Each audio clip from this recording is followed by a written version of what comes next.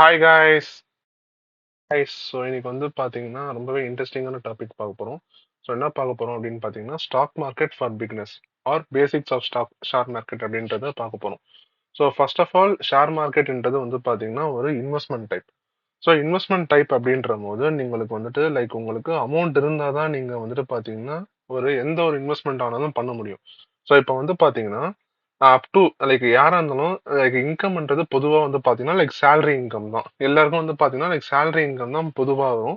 Expenses வந்துட்டு எப்படி வேணா வரலாம். ஃபார் எக்ஸாம்பிள் வந்துட்டு லைக் நீங்க ஒரு ஒரு ஏதோ ஒண்ணு வாங்குறீங்க, ஏதோ ஒண்ணு பண்றீங்க அப்படின்னா அது வந்து உங்களுக்கு எக்ஸ்பென்சஸ். ஸோ மோஸ்ட் ப்ராபபிலிட்டி வந்து பாத்தீங்கன்னா income minus expense is equal to net investment. Like நீங்க இப்போ வந்துட்டு ஒரு அக்கௌண்ட்ஸ் போறீங்கன்னா like income minus expense is equal to net profit சொல்ற மாதிரி நம்மளோட பர்சனல் ஃபைனான்ஸ் பொறுத்த வரைக்கும் income minus expense is equal to net investment. So அந்த நெட் இன்வெஸ்ட்மெண்ட் வந்து பாத்தீங்கன்னா எப்படி இன்க்ரீஸ் பண்ணலாம் அப்படின்னு பாத்தீங்கன்னா டூ வே ஐடியாஸ் தான் கைஸ் இருக்கு. ஒன்னு வந்து பாத்தீங்கன்னா ஒன்னு எக்ஸ்பென்ஸை கம்மி பண்றது லைக் லெஸ் எக்ஸ்பென்ஸ் பண்ணீங்கன்னா உங்களுக்கு நெட் இன்வெஸ்ட்மெண்ட் அதிகமா இருக்கும். அதே மாதிரி வந்து பாத்தீங்கன்னா சேலரி வந்து இன்க்ரீஸ் ஆகுது, அதாவது இன்கம் ரெவன்யூ வந்துட்டு அதிகமா ஜென்ரேட் பண்றீங்க அப்படின்னா நீங்க எக்ஸ்பென்ஸ் அதிகமானா கூட நீங்க நெட் இன்வெஸ்ட்மெண்ட் அதிகமா பண்ண முடியும். ஓகேங்களா? ஸோ இதுதான் வந்து பாத்தீங்கன்னா you have two ways to invest more like more revenue or less expense. So இந்த ரெண்டு டைப் தான் இருக்கு அப்படின்ற மாதிரி.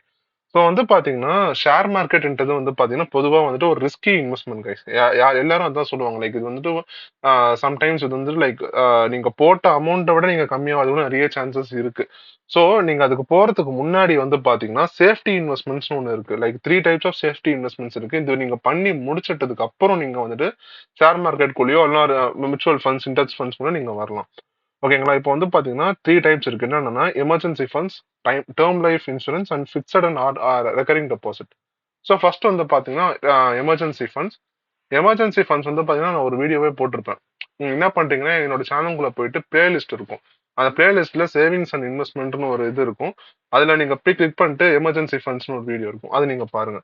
அப்புறம் டேர்ம் லைஃப் இன்சூரன்ஸ் வந்து நான் இப்போ ரீசெண்டா ஒரு டேர்ம் லைஃப் இன்சூரன்ஸ் வந்துட்டு three types of best term life insurance வந்துட்டு ஒரு வீடியோ போட்டிருப்பேன் லைக் இந்த வீக்லயே. ஸோ அதுவும் நீங்க போய் பார்த்துக்கலாம். அதுக்கப்புறம் வந்து பாத்தீங்கன்னா fixed and recurring deposit. Fixed and recurring deposit என்னன்னா ஃபிக்ஸட் டெபாசிட் ஒரு லம்சமா ஒரு அமௌண்ட். ஃபார் எக்ஸாம்பிள் ஒரு 50,000, 1 lakh, 5 lakh அந்த மாதிரி நீங்க போட்டுட்டு இயர் ஆன் லைக் 1 இயருக்கு வந்துட்டு ஒரு இன்ட்ரெஸ்ட் கொடுப்பாங்க. அது வந்து பாத்தீங்கன்னா நீங்க மந்த் ஆன் மந்த் உங்களுக்கு கிரெடிட் ஆகிற மாதிரியும் ஆப்ஷன் வச்சுக்கலாம். இல்லைன்னா ஒரே வாட்டி லைக் இயர் நீங்க எப்போ எடுக்கிறீங்களோ காசு அப்போ வந்து உங்களுக்கு பிரின்சிபல் பிளஸ் இன்ட்ரெஸ்டோட சேர்ந்து வந்துடும். ரெக்கரிங் டெபாசிட் எப்படின்னு பாத்தீங்கன்னா லைக் மந்த் ஆன் மந்த் நீங்க இன்வெஸ்ட் பண்றீங்க. அதுக்கப்புறம் நீங்க லாஸ்டா ஒரு பீரியட் இருக்கும் லைக் 1 இயர் 2 இயர், அதுக்கப்புறம் நீங்க இன்ட்ரெஸ்ட் பிளஸ் பிரின்சிபல் எடுப்பீங்க. இது வந்து பாத்தீங்கன்னா பொதுவா 6 to 7.1% இருக்கும் உங்களுக்கு இன்ட்ரெஸ்ட் கிடைக்கும். ஸோ ஓகே, 6 to 7.1% இருக்கும் தான் உங்களுக்கு இன்ட்ரெஸ்ட் கிடைக்கும் நான் சொல்லியிருப்பேன். ஸோ இப்போ வந்து பாத்தீங்கன்னா உங்களுக்கு ஆனுவல் இன்ஃபிளேஷனே வந்து பாத்தீங்கன்னா லைக் 7.1%. சரி ஓகே ப்ரோ, இன்ஃபிளேஷன்னா என்ன? இன்ஃபிளேஷன் 7.17% மேல இருக்கும்னு சொல்றீங்க. இன்ஃபிளேஷன்னா என்ன அப்படின்னு பாத்தீங்கன்னா இன்ஃபிளேஷன்ல வந்துட்டு என்னன்னா இப்போ ஃபார் எக்ஸாம்பிள் இந்தியா வந்துட்டு பாத்தீங்கன்னா 7% இன்ஃபிளேஷன் மீட் பண்ணுது. இப்போ ஃபார் எக்ஸாம்பிள் இயர் 2015 வந்து பாத்தீங்கன்னா 1 லட்சம் வந்துட்டு பாத்தீங்கன்னா இப்போ இன்னைக்கு 2025 அக்டோபர் மந்த்ல அதே 1 lakன்றது ஒண்ணுமே இல்லை. இப்போ ஃபார் எக்ஸாம்பிள் நீங்க அந்த 2015ல 1 lakhக்கு ஒரு கார் மேபி வாங்கியிருக்கலாம். பட் ஆனா இப்போ 2025ல 1 lakhக்கு நீங்க செகண்ட் ஹேண்ட் கார் கூட வாங்க முடியாது. ஸோ அந்த வேல்யூ வந்துட்டு பாத்தீங்கன்னா உங்களுக்கு இயர் பை இயர் 7% டிப்ரிஷியேட் ஆயிட்டே வரும். லைக் 1 lakன்றது 93,000 ஆகலாம். அதுக்கப்புறம் அந்த அதான் ஃபார் எக்ஸாம்பிள் 7% நீங்க எவ்ரி இயர் 7 பண்ணிட்டே வந்தீங்கன்னா உங்களுக்கு வந்து அந்த அமௌண்ட் இன்ஃபிளேஷன் வந்துட்டு டிக்ரீஸ் ஆகிட்டே வரும். ஸோ அதனால தான் வந்து பாத்தீங்கன்னா முதல்ல நீங்க இந்த சேஃப்டி இன்வெஸ்ட்மெண்ட் எல்லாம் பண்ணி வச்சிருங்க. லைக் இந்த பேசிக் டேர்ம்ஸ் எல்லாத்தையும் முடிச்சுட்டு அதுக்கப்புறம் வந்து பாத்தீங்கன்னா ஷேர் மார்க்கெட்டுக்குள்ள வாங்க. ஓகேங்களா? ஸோ இப்போ வந்து பாத்தீங்கன்னா இந்த மாதிரி ஐ ரிட்டர்ன்ஸ் இன்வெஸ்ட்மெண்ட் அப்படின்னு இருக்கு. இது மூணுமே வந்து பாத்தீங்கன்னா ஐ ரிட்டர்ன் இன்வெஸ்ட்மெண்ட் தான். Real estate, gold, share market. Okay, இப்போ வந்து பாத்தீங்கன்னா இந்த மெத்தட் நான் போட்டிருப்பேன். ஓகே, இப்போ ரியல் எஸ்டேட்ல வந்துட்டு பாத்தீங்கன்னா லார்ஜ் அமௌண்ட் ஆஃப் இன்வெஸ்ட்மெண்ட் நீங்க போடுற மாதிரி இருக்கும். ஃபார் எக்ஸாம்பிள் நீங்க சென்னையில ஒரு நல்ல ஏரியால நீங்க லேண்ட் வாங்கணும் அப்படின்னா மினிமம் நீங்க வந்துட்டு 8,000 15,000 ஸ்கொயர் ஃபீட் நீங்க ஒரு ஸ்கொயர் ஃபீட்டுக்கு நீங்க அவ்வளவு செலவு பண்ற மாதிரி இருக்கும். ஸோ இது வந்து பாத்தீங்கன்னா பெரிய லெவல் ஆஃப் இன்வெஸ்ட்மெண்ட். எல்லாராலையும் மந்த் ஆன் மந்த்தும் பண்ண முடியாத ஆப்ஷனும் இல்லை. அப்படி நீங்க மந்த் ஆன் மந்த் போனாலும் நீங்க இஎம்ஐ தான் போற மாதிரி இருக்கும். அது பெரிய சிக்கல்ல போய் முடிஞ்சிடும்.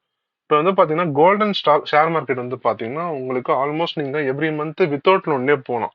ஏன்னா உங்களுக்கு கோல்டு பொறுத்த வரைக்கும் லைக் சிட் பேசிஸ்ல இருக்கு. ஸ்டாக் மார்க்கெட் பொறுத்தவரைக்கும் எப்படின்னா உங்களுக்கு அந்த இண்டெக்ஸ் ஃபண்ட்ஸ் மூலியமா நீங்க மந்த் நீங்க வந்துட்டு நீங்க மந்த் எப்போ லம்சமா அமௌண்ட் வருதோ நீங்க அப்பப்பெல்லாம் போட்டு வரலாம். ஸ்டாக் மார்க்கெட் உங்களுக்கு உங்களுக்கு வந்து இந்த மாதிரி தான் இருக்கும். சரி, ஓகே. அப்புறம் வந்துட்டு what is share market basis?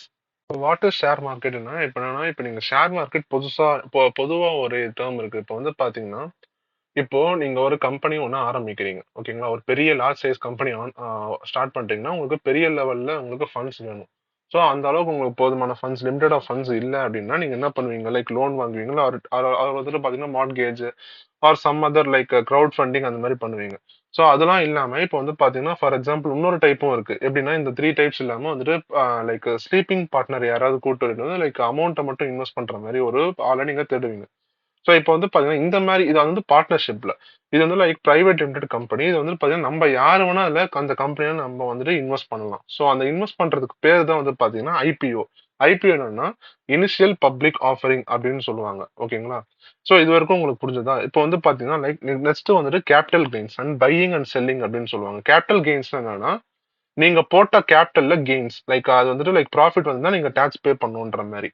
இப்போ பையிங் இருக்கு, செல்லிங் இருக்கு. ஓகேங்களா? இப்போ சப்போஸ் நீங்க ஒரு 1 ஷேர் 12 ரூபீஸ்க்கு வாங்கிட்டு, ஒரு 20 ரூபீஸ் நீங்க செல் பண்ணீங்கன்னா, உங்களுக்கு வந்து கேப்பிட்டல் கெய்னிங் டாக்ஸ் அப்படின்னு சொல்லிட்டு ஒண்ணு வரும். ஏன்னா, நீங்க நீங்க வந்துட்டு பை பண்றது கம்மியா பை பண்ணிட்டீங்க. செல்லிங் பண்ணும்போது நீங்க வந்துட்டு அதிகமா செல் பண்ணிட்டீங்க. So, you are getting some profit. So, அந்த ப்ராஃபிட்ல வந்து பாத்தீங்கன்னா, நீங்க கேப்பிட்டல் கெயின் டாக்ஸ் கட்டுற மாரி இருக்கும். ஃபார் எக்ஸாம்பிள், நீங்க வந்துட்டு பை பண்ணும்போது நீங்க வந்துட்டு லைக் 20 ரூபீஸ்க்கு பை பண்ணி, செல் பண்ணும்போது நீங்க வந்து 18 ரூபீஸ் செல் பண்ணீங்கன்னா, 2 ரூபீஸ் உங்களுக்கு லாஸ்ல வருது. ஸோ, அப்ப நீங்க என்னன்னா கேப்பிட்டல் கெயின் டாக்ஸ் நீங்க கட்ட வேணாம். சோ இதுதான் இதுல வந்துட்டு பாத்தீங்கன்னா ஒரு பெஸ்ட் எக்ஸாம்பிள்னா ஹர்ஷத் மேத்தா ஸ்கேம். ஹர்ஷத் மேத்தா என்ன பண்ணுவாருன்னா, இப்ப ஃபார் எக்ஸாம்பிள் ஒரு நார்மல் ஒரு ஷேர் இருக்கு. இப்ப வந்து பாத்தீங்கன்னா அந்த கம்பெனியோட ஷேர் வந்துட்டு ஒரு சும்மா ஒரு 100 ரூபீஸ்னு வச்சுக்கோங்களேன். அது ஒரு ஏபிசி ஷேர் 100 ரூபீஸ்.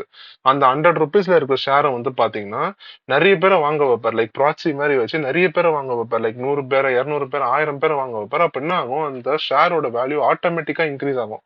அந்த அமௌண்ட் இன்க்ரீஸ் ஆகும். 100 ரூபான்றது 200 ரூபா, 1000 ரூபா, 2000 அந்த மாதிரி போறதுக்கு நிறைய சான்ஸ் இருக்கு. அந்த மாதிரி என்ன பண்ணுவாருன்னா, நெறைய பேர் வாங்க வச்சுட்டு, டக்குன்னு ஒரு டைம்ல சேல் பண்ணிட்டு வெளில வந்துருவாரு. சோ இதுதான் வந்து பாத்தீங்கன்னா, அவரு பண்ண பெரிய ஒரு ஸ்கேம்ன்னு சொல்லுவாங்க. லைக் ஹர்ஷத் மேத்தா ஸ்கேம் அப்படின்னு சொல்லிட்டு, ஸ்கேம் 1922ன்னு ஒரு படம் வந்திருக்கும். அதுல நீங்க பாத்தீங்கன்னா நல்லாவே சொல்லியிருப்பாங்க. இது எப்படி பண்றாங்க அப்படின்னு சொல்லிட்டு.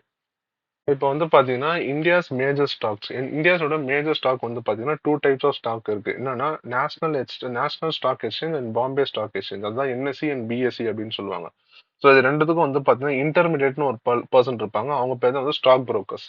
அந்த ஸ்டாக் புரோக்கர்ஸ் யார் யாரு அப்படின்னு வந்து பாத்தீங்கன்னா, இந்த 4 டைப்ஸ் ஆஃப் ஸ்டாக் புரோக்கர்ஸ் இருக்காங்க. இது நீங்க ஆல்ரெடி எல்லா பேரும் நீங்களே கேள்விப்பட்டிருப்பீங்க. இது வந்து பாத்தீங்கன்னா, ஒரு லோன் இது இந்த app like investment app. Zerodha, Groww, Upstox and Angel One. நான் வந்து பாத்தீங்கன்னா இதுல குரோன்ற ஆப்ல வந்துட்டு பாத்தீங்கன்னா நான் இது லைக் மியூச்சுவல் ஃபண்ட்ஸும் லைக் ரெண்டுமே ஷேர் மார்க்கெட் ரெண்டுமே இதுல தான் பண்ணிட்டு இருக்கேன். சோ அப்ப வந்து லாஸ்டா வந்து பாத்தீங்கன்னா இண்டெக்ஸ். இண்டெக்ஸ்ல வந்து பாத்தீங்கன்னா 2 டைப்ஸ் ஆஃப் இண்டெக்ஸ் இருக்கு. Like Nifty 50 and Sensex.